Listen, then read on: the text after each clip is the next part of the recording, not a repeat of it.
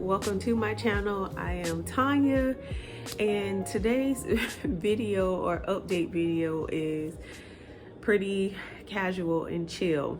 Y'all, I have had a lot going on since I last posted an update, but I know I wanted to share my last OB appointment with you guys and then everything else that's been going on. So you guys know, at the end of February, beginning of March, we went to New Orleans and we went to Mardi Gras. We had a grand old time and it was everything. I still have one more vlog to post. I kind of forgot about it. I started editing it and forgot about it. So I will be posting that probably this weekend too. Just the actual Mardi Gras day. I'll be posting that one. But that when we returned home from Mardi Gras, you guys know I had my my OB appointment, and my OB had an emergency surgery. So I didn't actually get to see her, but I did get an ultrasound and I found out that I have 2 fibroids, but they're supposed to be like really small where they wouldn't affect anything. And the last time I heard anything about me having a fibroid, I guess I had like a medium-sized one, but that's when I was pregnant with Lux'S, and then I haven't had any.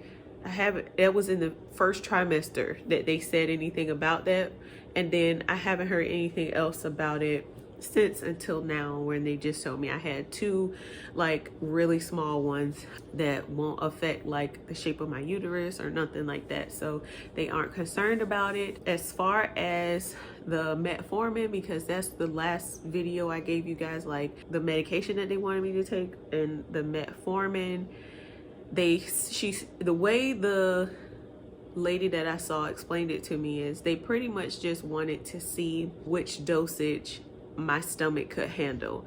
So, and then they would just put a prescription in for the medication that I needed. So I did the 1 tablet a week. For the 1 tablet a day for a week, that was fine.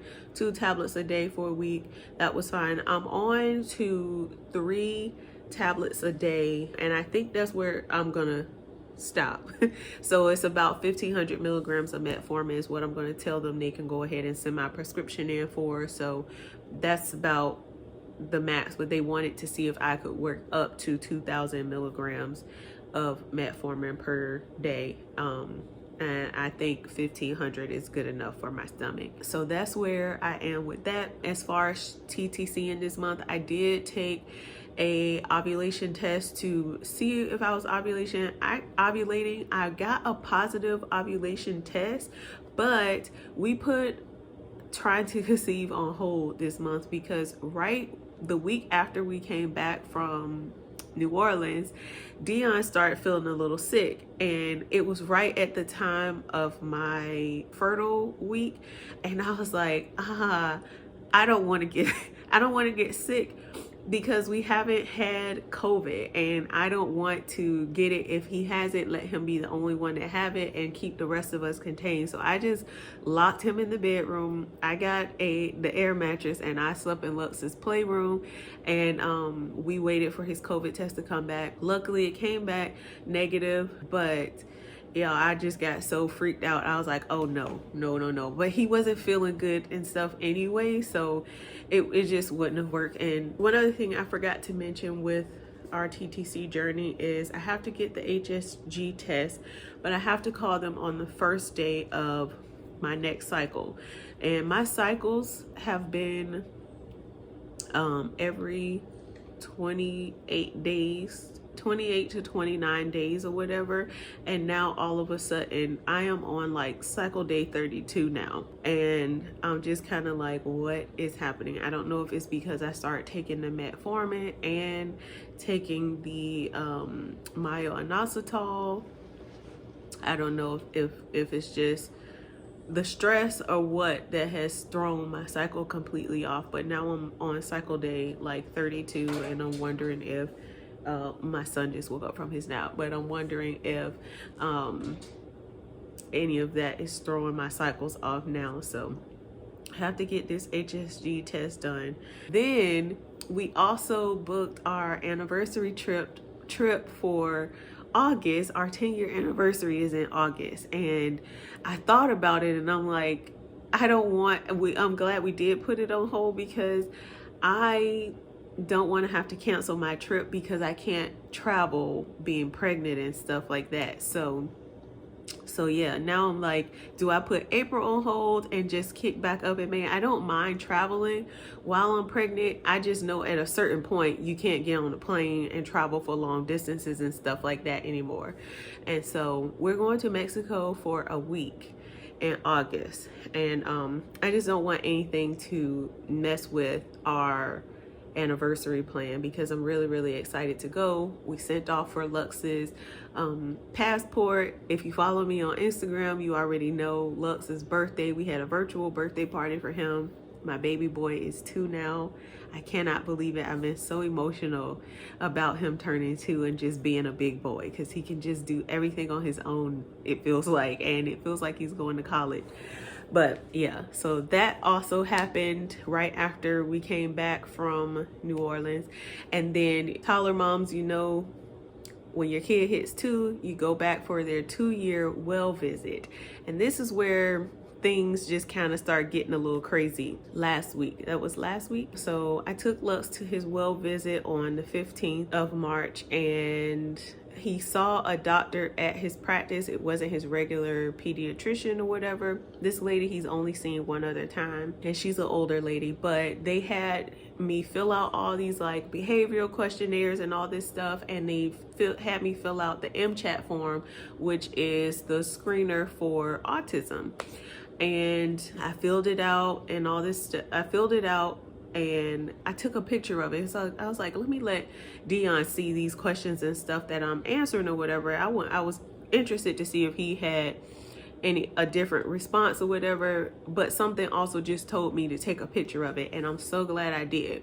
So after his appointment, the doctor called me like within an hour after me leaving and was like, so Lux scored a 4. That's a mild case of autism. And then she goes, but he seems like a bright child to me, like nothing is wrong with him. But she was like, yeah, we're gonna have to have him evaluated. You're gonna have to come back and see these people, you know. So initially when I took I was just kind of taking everything in, and then naturally, y'all know I like to do my research and all that stuff for myself, so I'm gonna be that way with my kid too. So then I started doing like my own research, and then I was like, well, wait a minute, I don't even know which 4 questions he failed on to know what I need to work on. Like, what did I, you know, what signs did I miss or whatever? Where can I help my baby? Because if this is going to be an issue for him, I want to be proactive in supporting my kid and helping him. I'm not one of those people that are in denial about things if it's something actually going on. I like to address it head on. Let's fix it, let's work on it, and let me, you know, support my kid where I can. And so I called back the next day, because the day that she called me, that it got into the evening, they were obviously closed. I ended up finding the same questions on autismspeaks.org. I went up there and they have the questions, the same exact questions, just in a different order. And I ended up answering, because I had Dion look at it and he was like, I wonder what, because these are like some pretty basic like toddler questions, and nothing stands out that would have seemed like a fail or red flag or whatever. And so I did the question on Autism Speaks, the MChat questionnaire, same exact question, same wording and everything, and Lux scored a 0. So then I'm like, really, like, well, what were the 4 that she's saying that he failed on?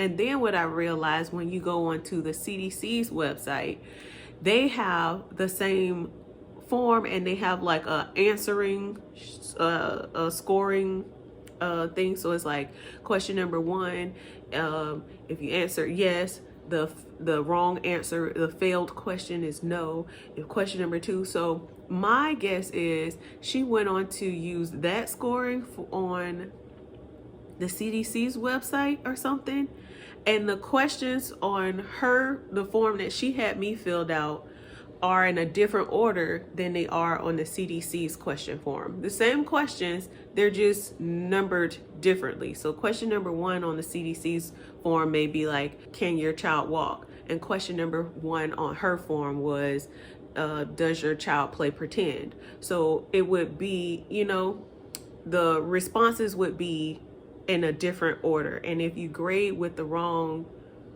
scoring sheet, then you would get the wrong answer.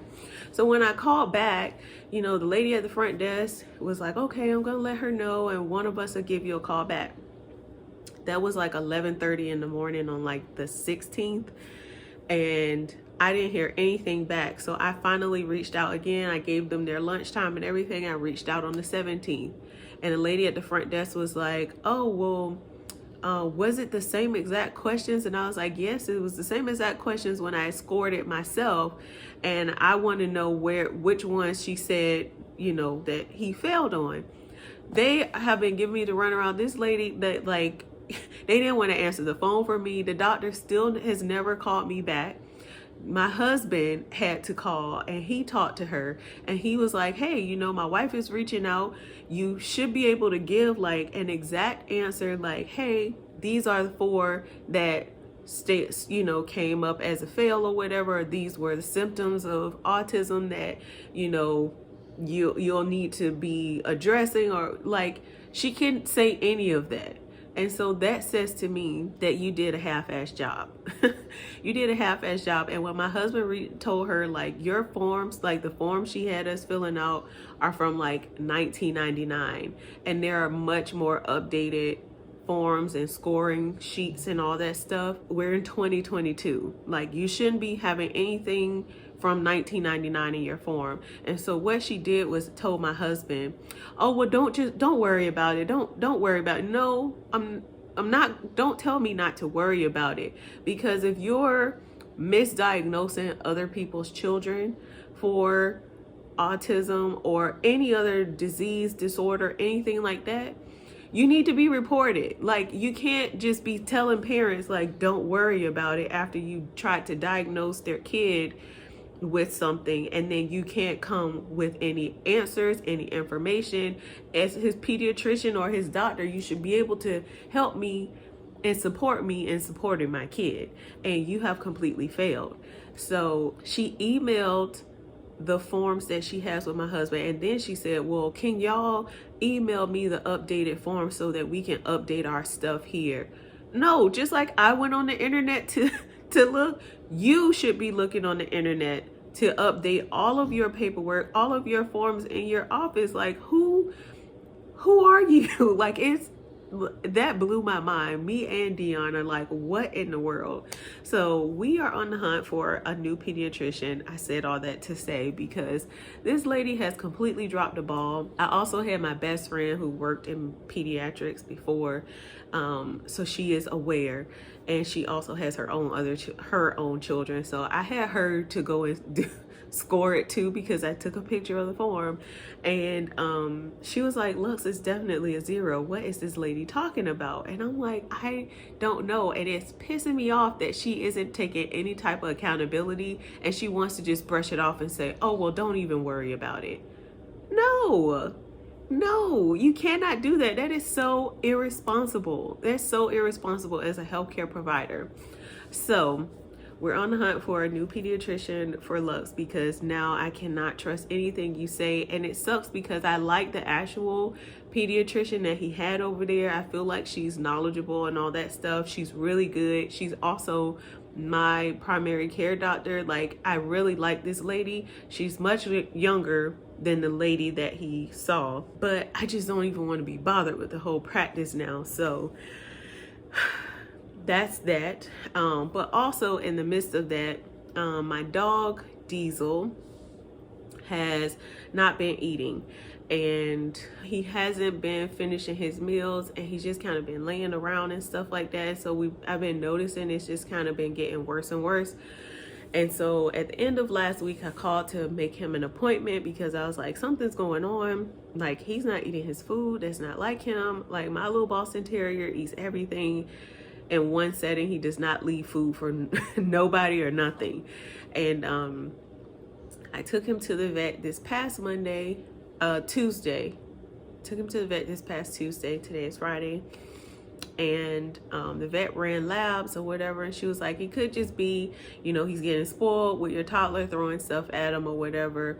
But she did realize that in her labs that she ran for him, that he was anemic, and that his liver, kidney, and thyroid functions, the levels were just a little bit either above or below normal. And she was like, I think you should go take a visit to the actual animal hospital, because the vet here on base is just more like a wellness center. They're not fully equipped to handle like illnesses or anything like that, or fill prescriptions and stuff, or many prescriptions, because they can do like flea treatments and other basic wellness things or whatever. So that was Tuesday, and on Wednesday morning we woke up and Diesel had a few accidents throughout overnight, and he passed a few blood clots, and this foreign object, it looks like it was like jelly like that came out of him or whatever, and it was like almost like a little sausage. It was like this long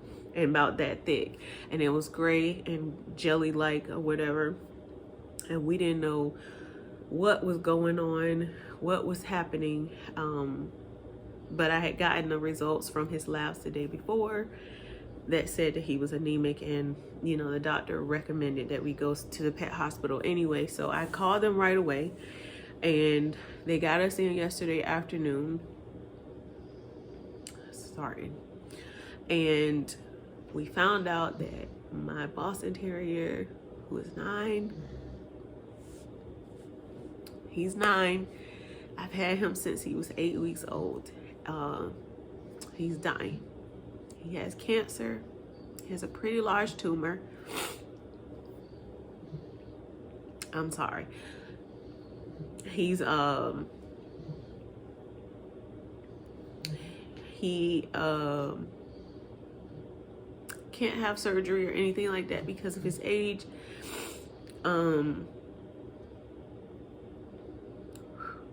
He can't have surgery or anything like that because of his age. It may be too much stress on his body, and he probably won't make it through the surgery. So the doctor recommended that we just try and keep him comfortable to maximize our days with him. And just when it seems like he's starting to decline a little bit more, we have to take him back. So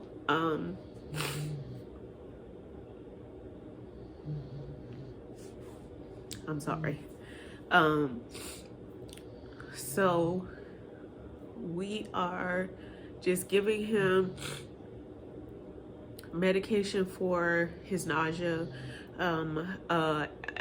appetite, pretty much a medication to stimulate his appetite, to get him to eat something, because he'll eat plain chicken and rice. He'll eat that just fine, and he'll drink water and stuff. But he's just doing a lot of like sleeping and laying around or whatever. But if it comes to the point where he's like in pain and his quality of life is like just declining more and more faster, we don't want him to suffer. He has already lost a lot of weight. He was about 30 pounds and now he's 22. As of Tuesday,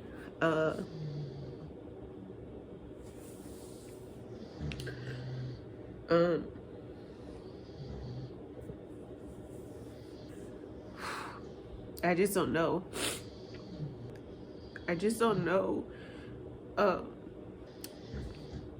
Really what more to do. I'm gonna plan like a couple of days, that depending on his energy and what I feel like he may be up for. Just like a day for riding the car, just doing things that he likes to do. So I'm just gonna plan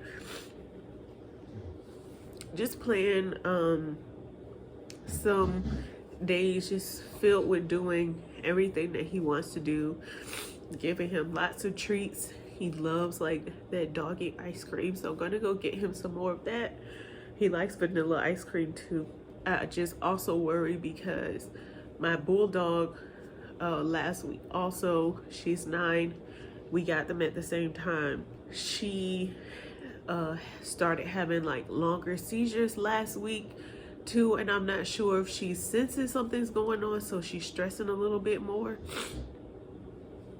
But she had a pretty long, like a 20-minute seizure last week, and so she's very sensitive to changes. Her seizures are always triggered by changes we make. So usually when Dion would go out to sea, that would trigger her, and she would have seizures and stuff then.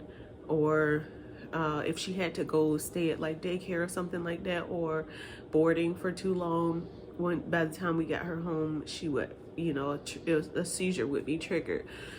So we're just kind of worried about her and how this is going to affect her at the same time, and like how we should go about, because there's no way to prepare her. There's no way to prepare her. So I don't know. So for now, what I've done is, because they don't sleep in the bed, and their bed is too big to fit in our room because the rooms are so small here in the base housing that we live in, I just put them they have their comforter that they like, and I just put it on my side of the bed so both of them can sleep next to me or whatever. Because Marley, my bulldog, would get underneath my bed and she would go to sleep under there sometimes. But yeah, we're just doing everything we can to just make sure Diesel is comfortable. Right now they're in front of me, that's why I keep looking down at them as they're laying on their bed in front of me in the living room. But that's what we have going on at our house, y'all. Next month, April, I told you guys, it's my birthday. We're planning another trip to Chicago, and then we're trying to figure out like what we should do about Diesel between now and then. Should we bring him along for a last road trip, or leave him at the pet hospital? So we'll just have to like watch him and see what happens between now and then, or if he'll make it by then, because the doctor said he doesn't know if it's going to be a couple weeks or it could be a couple months. So we're just playing everything by ear right now. Should I just take April off considering everything going on? Should I just wait? Should I just try it? I don't know what I should try, but I appreciate you guys for being patient with me, and giving the updates and stuff, and all the prayers and love. If you follow me on Instagram too, listen, the outpouring of love you guys have sent Diesel and for us, I appreciate like all the other pet parents. So you guys are going through the same thing right now. It's tough. It is tough, especially since he's my baby. Like, he is my baby, and he got me through like my infertility journey before Lux and my miscarriages and all that stuff. He just been with me through a lot. And I just don't want him to suffer or be in pain. And I just want to fix it. And I can't. And that's frustrating me. I gotta stop talking about it. I've been a mess since yesterday. But I gotta go and get Lux. He just woke up from his nap, so he's gonna be ready to eat lunch. But I wanted to record something to give you guys an update on what's happening, so you're not just guessing or wondering what's going on. That's what's happening. Yeah, I appreciate you guys as always.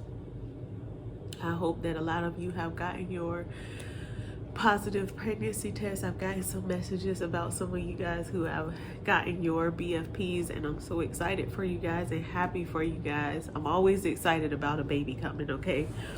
I'm always excited. I am always excited about a baby coming. And hold on, Lux. Yeah, let me go and grab him so he can say hi once again. All right, y'all. We have this after nap crankiness going on right now. So he won't get on camera, but I wanted to come, but I want to give you guys an update. You want your snacks? Dion is almost home too with lunch. There you go. Can you say hi? Come here. There you go. Say hi. It's Lux. You see you?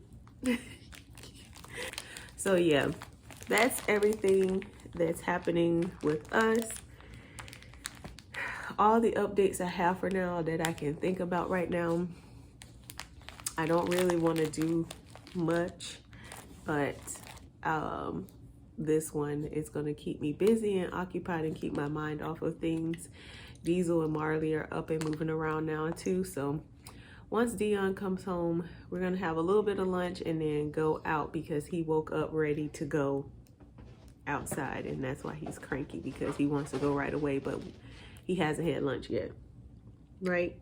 So I'm giving him these little fruit snacks, and then he'll have lunch coming because I'm not in the mood for cooking nothing. But the other good thing right now is, to keep me distracted right now, is Bridgerton is back. Bridgerton season 2. I finished the second book on audio, and so I'm ready to see how this season plays out. I'm ready to see how this season plays out. I was up at like 3 o'clock this morning and I started it, and I ended up falling asleep on it. So I'm going to start brand new again this afternoon, but we are all going to get out, get some fresh air, stretch out, let Diesel go run back in the field behind the house that he likes to do. And I need to call Dion and tell him to grab his ice cream while he's at the commissary. But I want to give you guys an update. Sorry it's taking a minute. It's just things have been going on. So I appreciate you guys. I love you guys, and we'll see you in the next video. Bye. Yeah. Can you say mama? Mama. Can you say dada? Dada? Yeah. Mama. Well, you got stuff in your mouth. He has dada down there. Dada. There you go. Say mama, mama. Mama. You're so cute. I love you. Can you say Diesel? Dada. Are they good? Yes. Yes, it's good. All right, you guys. Say we'll see you in the next one. Peace.